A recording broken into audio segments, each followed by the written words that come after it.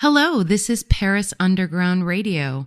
My name is Annette Deleu, and this is The Heart of You.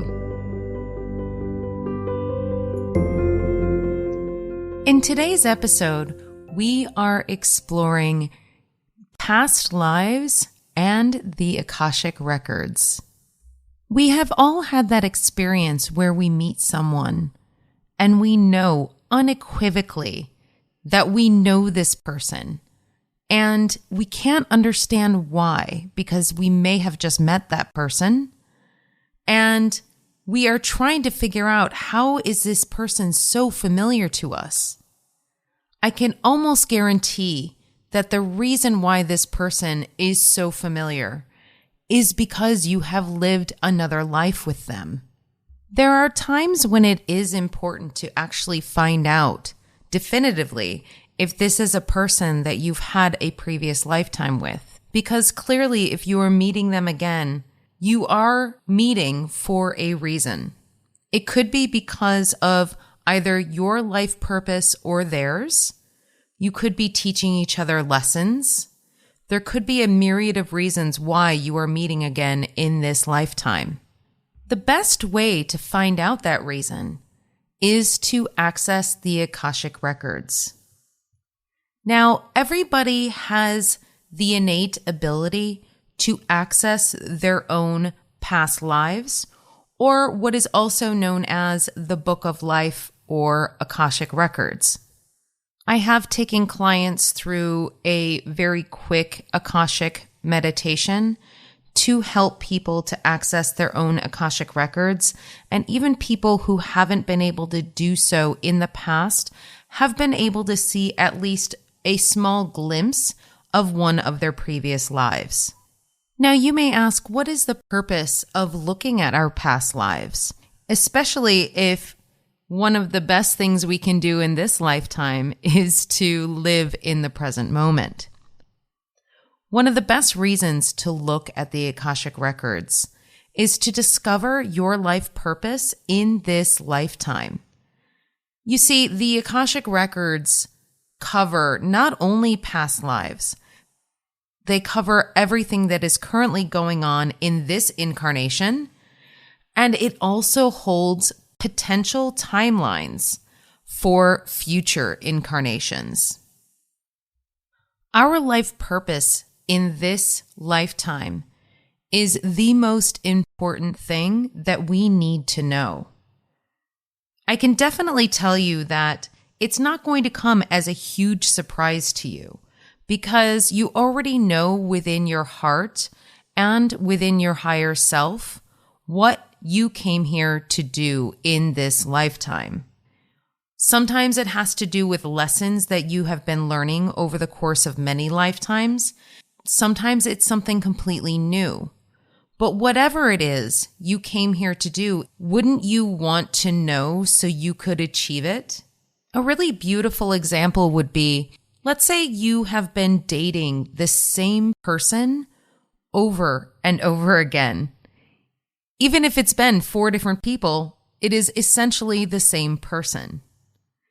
That would tell me that you are in a cycle that is repeating simply because you have not learned the lesson that you need to learn in this lifetime. So until you start learning the lesson, or until you start doing the inner work that is required, you will continually date the same person over and over again, even if they are in fact completely different human beings. Maybe that lesson is in unconditional love and not being in codependent relationships. Or maybe this lesson is about standing up for yourself and actually understanding what boundaries mean. It can be a lot of different lessons, and only you know within your heart which lessons those are that you're trying to learn. Oftentimes, it's hard to look within ourselves and see those things because sometimes it's just too close. That's where I come in. When I am doing an Akashic reading for a client of mine, I am able to unravel some of those stories as well as the histories of the previous lifetimes and present it in a way that is understandable, as well as giving you action steps to be able to move through these lessons more easily.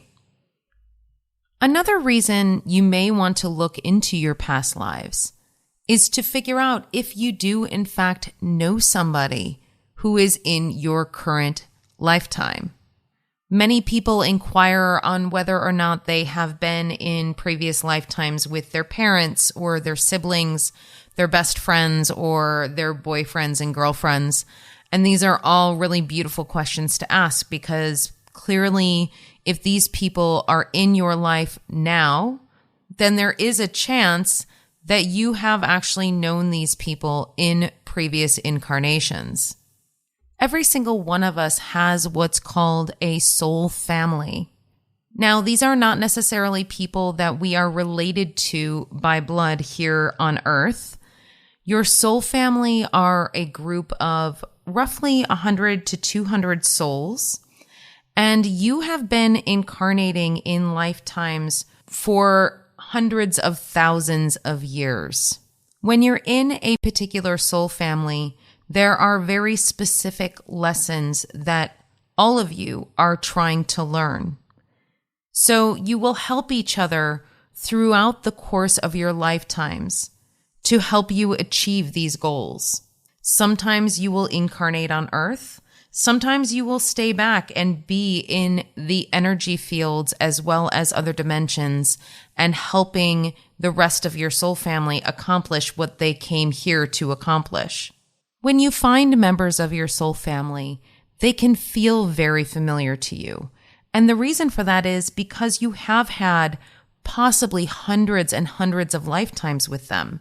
It's almost as if you know them better than you know yourself. Now let's cover the very exciting topic of soulmates.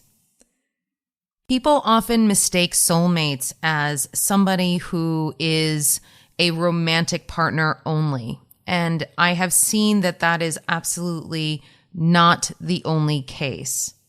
A soulmate is simply a soul that is incarnated as a human at a particular time, and you have a soul purpose together. And that soul purpose could last a lifetime. It could last 5 minutes. It just depends on what you both came here to achieve. Your soulmate could also be somebody who is in your soul family, but they could also be somebody who isn't. It just really depends on the lesson that you are here to learn.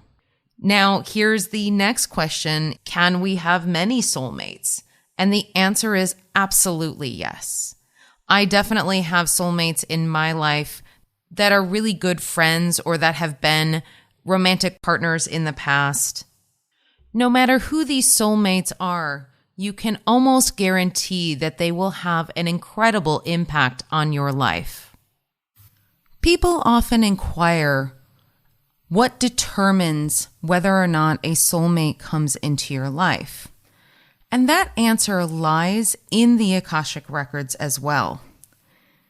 We have something called a soul contract.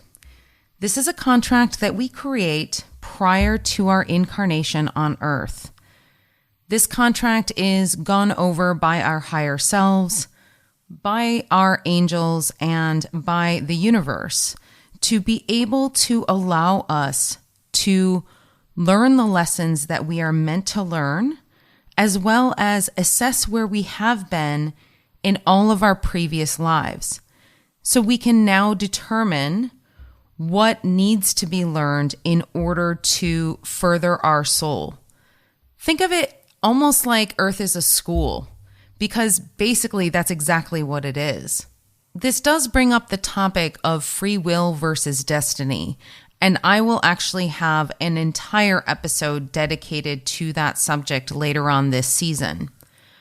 We absolutely have free will within our day-to-day lives. However, we do have certain points in our lifetime that are fixed. And if you've ever seen the movie Sliding Doors, you'll understand what I mean. There are certain points in time or certain events that are meant to happen, Could you make the free will choice to not be in that specific place at that specific time? Yes, absolutely. But if you miss that particular event, that event will happen again at some other point. So if you are meant to meet somebody, and let's say you decide not to go out for that particular night, don't worry, you're not messing up your entire future. It's simply that you will meet along the timeline at a different point.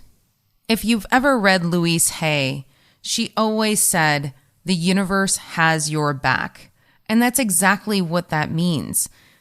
The world and the universe is not out to trip you up or to make you make mistakes. It's absolutely there to support you. The universe wants you to succeed. Your guides want you to succeed. Your higher self wants you to succeed. If you have ever had a culmination of signs and synchronicities that have led you to one particular place, you understand what that means. You feel fully supported in the fact that you have been led to this exact place at this exact time. Well, what if we don't achieve what is in our soul contract in this lifetime? It simply carries over to the next lifetime, or you create a new soul contract. So maybe you decide that you are going to have a new set of circumstances that will help you achieve your goal more easily. There are certain times when soul contracts were meant to expire and they did not expire. This is something that I do help clients with, is clearing old soul contracts. So if you have completed this soul contract, and especially if it is with another person, and for some reason that energy is still lingering on, we can actually go in and have both you and that other person sign the Akashic Records. And this is an energetic signing, if you will, releasing yourself from that contract. Most of the time, we are naturally clearing all of these things as we just live out our lives. For that reason, it is very rare that I will come across someone who I have to clear a soul contract that is from ancient lifetimes. Usually the soul contracts that we are clearing are from the last, I would say, 7 to 8 lifetimes. We will be right back with the Heart of You after a word from our sponsors. Welcome back to the Heart of You on Paris Underground Radio. Another really common question is, how many lives have I lived? And the answer to that question is, it all depends on who you are. Most of the time, I don't get an actual number. When I ask my Akashic guides, they tell me either many or they will show me that this person maybe has been around since the beginning of the universe, but yet has only incarnated on Earth a few times.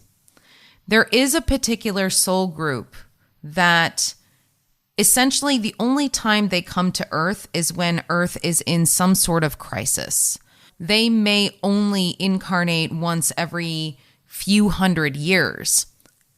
In the grand scheme of things, it may look like that soul is a younger soul, simply because most of the life of that soul has been lived on the other side as opposed to on Earth. So maybe they have only had 70 or 80 lifetimes, but their soul has existed for millions of years. On the contrary, my soul has incarnated over and over again. I usually have very little time in between my lifetimes. And that is simply a decision that my soul has made. I really love to learn. And this is something that my soul is passionate about. Instead of spending a lot of time on the other side reminiscing about what happened in previous lives, I very much just sort of assess what happened and then figure out what I need to do in the next lifetime, and I get right to it. Not all souls are the same way. This will give you an entirely different perspective on the notion of old souls and new souls. When we think about old souls, We think about the people who have been here so many times. And when we look at newer souls, it's not that they are not far along on their journey. It's not that they just started as souls. It has nothing to do with that. It simply has to do with the amount of times that soul has incarnated on Earth. With old souls, you can see the wisdom and the density of this planet in their eyes. And with new souls, you see almost a bit of an innocence or a hopefulness that exists, and that is simply because they haven't spent as much time here. And that is one thing that I would love to drive home if you take anything from this particular episode, is that it doesn't matter where you are in your journey. Nobody is better than anyone else. It is simply about the lessons and the learning and where you happen to be in that process. Everyone has a different goal. Everyone has a different purpose. So you cannot compare yourself to anyone else. Okay, you have your soul contract.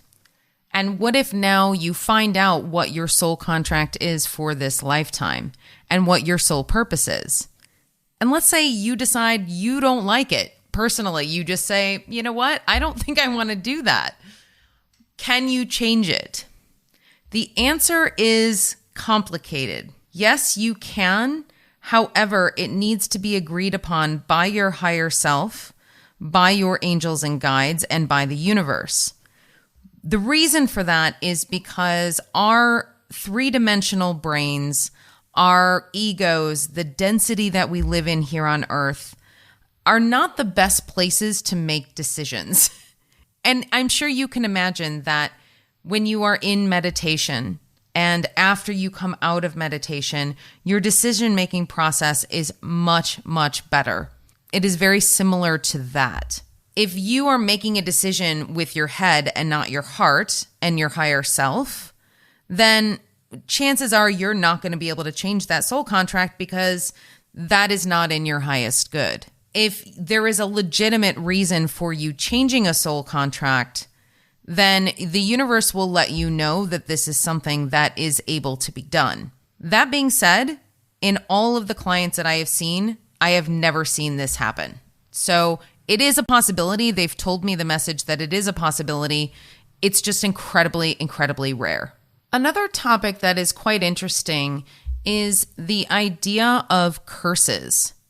This is something that I do clear on a pretty regular basis from people's Akashic records. Now, you might be thinking about curses in the very dramatic Hollywood witches casting a curse kind of way, and that's not quite what they are. They can be, but more times than not, a curse is simply something that is said out of extreme anger. If you think about what manifestation is, when you manifest something, not only do you have to speak the words, you have to feel it viscerally within your body. You have to know that feeling. If you're trying to manifest money, you just imagine that beautiful number in your bank account. You think about how happy you will be to have all of your bills paid, and then you let it go to the universe. It is very similar when you talk about lower emotions, when you talk about things like anger or jealousy or guilt or shame. When you speak to somebody coming from these lower energies and you really, really mean it, that can actually be a curse. I have cleared curses people have placed on others. I have also cleared curses that have been placed on the client that I'm speaking with. Essentially, if you want to think of it this way, if you have ever said to somebody, I wish you never blah, blah, blah, like in that sort of tone, that pretty much is a curse. That is why words are very important. Energy behind the words is very, very important. So be careful what you say to somebody in anger because you may be placing a curse on them. Now, what does that mean exactly? Does that mean that, they're going to turn into a toad? No, absolutely not. Basically, all this means is that you are placing a really lower energy into this person's energy field. Let's say if you said something about them not being successful, they might actually take on that belief system, and energetically it will settle within their body, and they will actually not be successful because they believe it. In order to make sure that things like curses don't take hold, you need to make sure that you are constantly looking at your belief systems, where they come from, are they yours? And this is something we are also going to cover in a future episode. Now, there are actual curses that I have seen on family lines, things like that, and that comes from older times where there were actual witches that were casting curses and things like that. That doesn't really happen so much anymore, but there are some residual that do happen, especially within family lines. So that is something that is also able to be cleared in the Akashic Records. The next item to be cleared are vows. If you think about all the vows we make throughout our lifetime, there are a lot of them. And again, not all of them really stick around. There has to be some really strong visceral energy behind that vow in order for it to stick around. For example, if you happen to be a monk or a nun or a priest in a previous lifetime, this could have been, let's say, 8 or 10 lifetimes ago.